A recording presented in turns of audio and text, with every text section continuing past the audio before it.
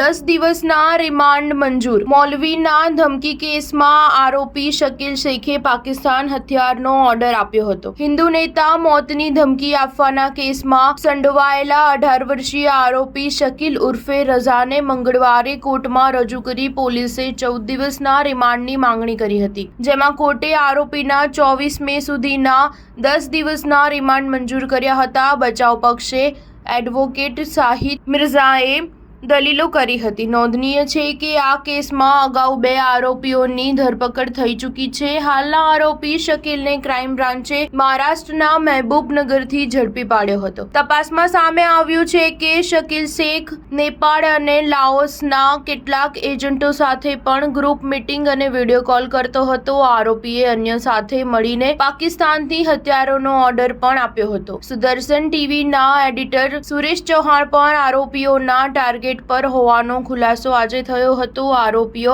રાણા ઉપરાંત તેલંગાનાના ભાજપના અધ્યક્ષ ટી રાજા સિંહની હત્યાની સાજિશ કરતા હતા। આરોપીઓએ લાઓસનું એક વર્ચ્યુઅલ મોબાઈલ નંબર પણ એક્ટિવ કર્યું હતું। સમગ્ર કેસમાં પોલીસ સ્લીપર સેલનો એંગલ પણ ચકાસી રહ્યા છે। સ્ટાર ન્યૂઝ 7 હંમેશા સચ્ચાઈની સાથે।